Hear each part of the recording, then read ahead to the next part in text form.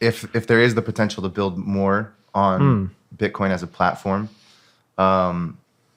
is there the potential where there's more economic activity coming from basically the opcode section where you're able to build in second layer functionality than from UTXOs being passed around? Yeah, I think this is interesting because we don't really know, right? So Lightning has alleviated fee demand. Like, right, fee demand was higher prior to Lightning. And Lightning, one of the interesting things about it is while we often describe it as a payment network, it actually is, you can also describe it as a fee arbitrage system. You can just delay settlement. And the question is like, if Lightning delays settlement, well, how long can you delay settlement? Can you just delay settlement indefinitely? So in this future state, post 2140 Bitcoin, right, let's just use that as a lens. If you live in a world where you can delay settlement indefinitely, you never settle on the Bitcoin blockchain ever, well, then the Bitcoin blockchain still needs to be economically viable.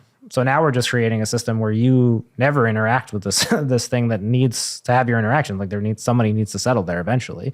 I don't know. These are questions that as we build these systems, these questions are going to get more complicated because we don't know, right? We think that building things on top of Bitcoin will add fee demand, but that might be an assumption that turns out not to be true. So, with Bitcoin, we can only continue to make assumptions and then continue to gather data and then move forward.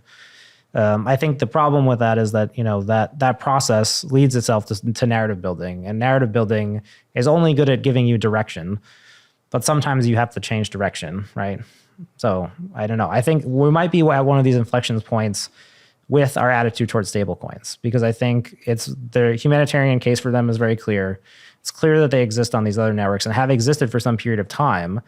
But again, I would say, like, if you accept those two things, I would acknowledge that having a conversation in which we're talking about building that back on Bitcoin would be very painful. And there would be a lot of people who would not want to have that conversation.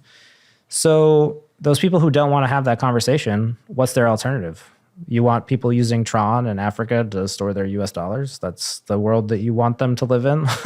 I don't know. We have to make choices. We have to make directions. And again, narratives are something that can force you away from that.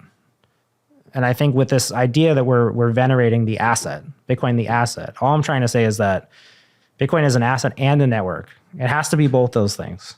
It is both those things.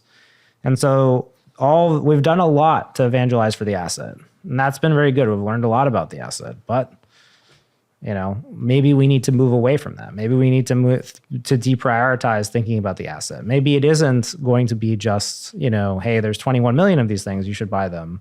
Maybe we will have to create systems of utility around that asset such that more people will use it.